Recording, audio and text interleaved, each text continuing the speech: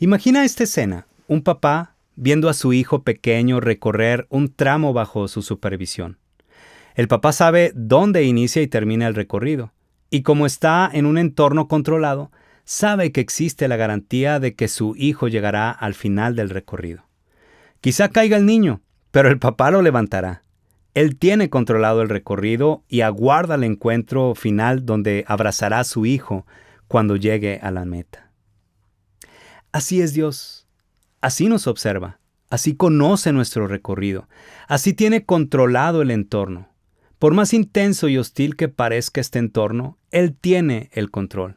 Es el dueño de los tiempos. En su soberanía permite que se escriban las historias. Todas ellas se entrelazan en su propósito de gloria. Piadosas o irreverentes, todas ellas se escriben para darle gloria. Como cuando un faraón permitió que el pueblo hebreo encontrara un lugar de reposo y de sustento en sus tierras, y luego otro faraón los hizo esclavos para luego soltarlos, arrepentirse de haberlos soltado, perseguirlos y terminar con su ejército ahogado en el mar. Todo glorifica al gran yo soy, al Dios eterno, por las buenas o por las malas, queriendo o no queriendo, aceptándolo o no. Toda obra del ser humano da gloria a su nombre. Todo lo creado hace crecer su gloria entre las naciones. Recientemente veía al final de un partido de fútbol cómo dos jugadores oraban al final de un partido. Los dos de rodillas, cada uno de equipo distinto. Uno había ganado, otro había perdido. El primero daba gracias, o se le veía dar gracias, arrodillado por el triunfo. El segundo lo hacía también, pero por la derrota. Esa escena fue muy conmovedora para mí. Los dos jugadores entendían que no se trata de sus anhelos y sus éxitos, sino se trata de la gloria de Dios. Y luego, relacionado con el mismo juego, veía cómo en un noticiero, literal o casi literal, decían de uno de los jugadores del equipo vencedor, adorado sea, y mencionaron el nombre del jugador. Quizá lo dijeron en broma, quizá no. De cualquier forma reflejaba una realidad que hay entre los habitantes de este planeta. Unos dan gloria a Dios porque entienden el panorama divino y otros no. Le dan la gloria al hombre o se quedan con la gloria, como si fuera de nosotros, como si fuera de ellos, como si no hubieran o hubiéramos recibido de Dios lo que se tiene. Qué importante es ubicarnos en el panorama divino. Esto no se acaba hasta que se acaba, y no se acaba cuando nosotros queramos, ni cuando la Tierra, en franca decadencia ecológica, social y espiritual, se vea en el caos de la agonía de un mundo caído. Se acaba cuando Dios quiera, y se acaba cuando Él decida que Cristo regrese a restaurar por completo todo, con cielos nuevos y una tierra nueva. Mientras tanto, sí, estamos aquí con vida. Aquí seguimos, aguardando por su encuentro. Pero no estamos solos. Sabemos que Dios Padre y Dios Hijo está observando todo. Y un día, al final, en la meta, le abrazaremos y le daremos gloria cara a cara.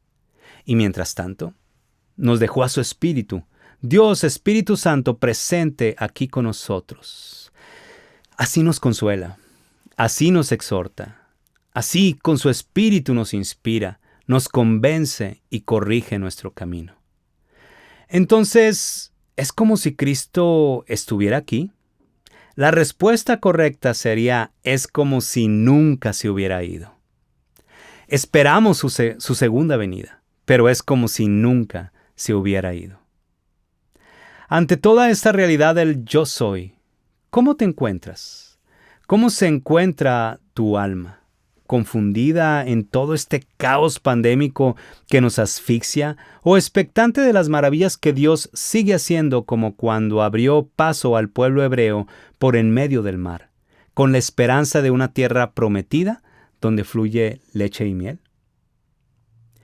En este contexto histórico en el que vivimos, donde no solo es la pandemia, sino tantas cosas como terremotos, inundaciones y un sinfín de desgracias, todo esto nos hace pensar en el Apocalipsis.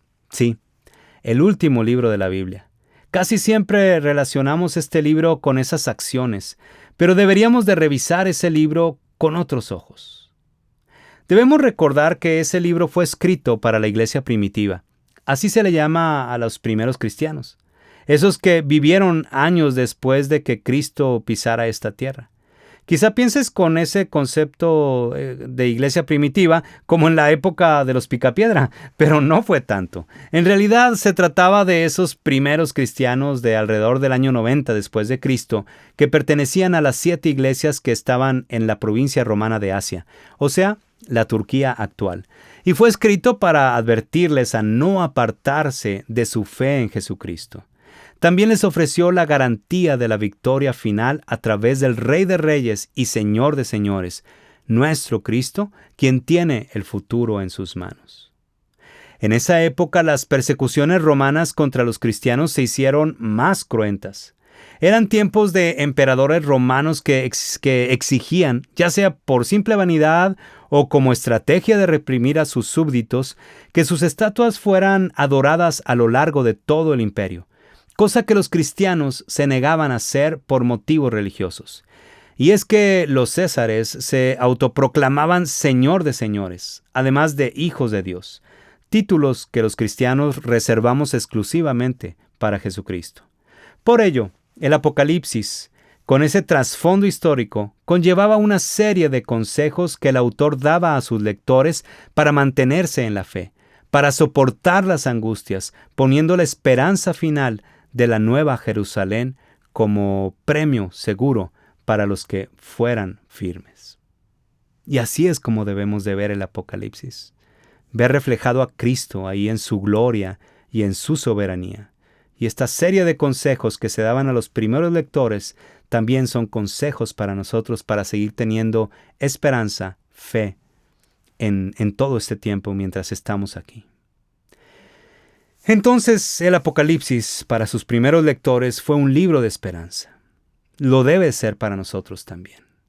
Es triste que hoy en día sea entendido como un libro que causa miedo. El fin del mundo no es el tema de este libro, lo es Cristo. Insistimos. Jesús reina sobre todo poder, sobre todos nosotros. Si ves el Apocalipsis como algo fatalista, futurista, etc., te estás perdiendo de algo grande, de Cristo, y Él pronto vendrá. La intención de este episodio, si te das cuenta, ha sido recordar que, a la luz del libro de Apocalipsis o de estos primeros capítulos, o este primer capítulo, unos versículos que vamos a leer ahorita enseguida, Cristo es el Rey soberano que se levanta en medio de todos los tiempos y de toda autoridad que haya tenido cualquier nación de este mundo. Veamos los versículos 4 al 5 del capítulo 1 de Apocalipsis, donde hemos basado toda esta reflexión que les he expresado hasta el momento. Yo, Juan, les escribo esta carta a las 7 iglesias que están en la provincia de Asia. Gracia y paz a ustedes de aquel que es, que siempre era y que aún está por venir, y del Espíritu de 7 aspectos que está delante de su trono, y de Jesucristo. Él es el testigo fiel de estas cosas, el primero en resucitar de los muertos y el soberano de todos los reyes del mundo.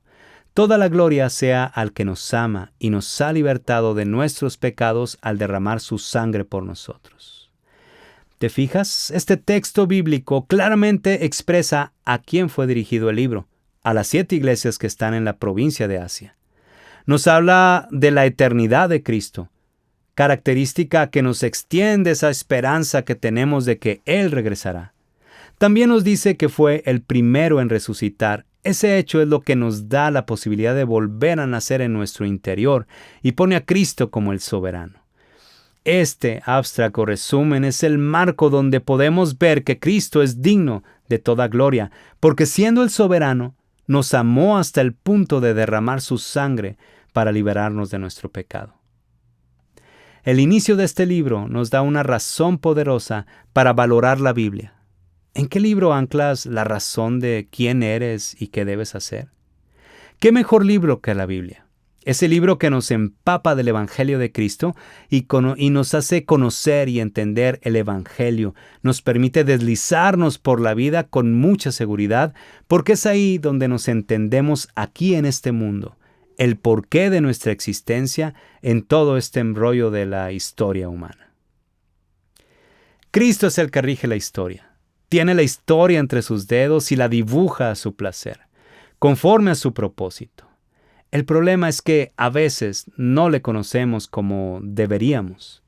No profundizamos. Por eso estamos como estamos. Este mundo odia la verdad porque odia a Jesús. Y la verdad de Jesús es digna de considerarse como verdad.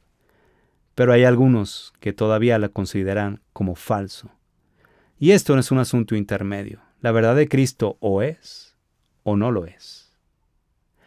Dios nos guía entonces para vivir en este mundo sin perder de vista la perspectiva del Evangelio. Esa perspectiva que sobreentiende que cuando dejas entrar a Cristo en tu vida, te destruye para luego reconstruirte. Es una renovación total que se va dando poco a poco y que culminará su transformación cuando estemos en la gloria eterna. La otra posibilidad sería alejarte de Cristo, quedar intacto de su presencia en tu vida, sin una aparente destrucción interior, porque la realidad es que no destruye nada en todo aquel que no quiere acercarse a Cristo, porque ya de por sí como seres humanos estamos destruidos por el pecado. De tal modo que lo único que ocurre es que la persona que no deja a Cristo renovar su vida seguirá destruyéndose a sí misma sin la esperanza de ser reconstruida. ¿Qué vamos a hacer?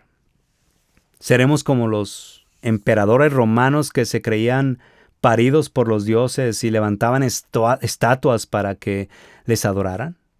¿O dejaremos que el soberano de todos los tiempos, Jesucristo, tome el trono de nuestro corazón? Espero que sea lo segundo. Si es así, nos va a ir bien. Dios te bendiga.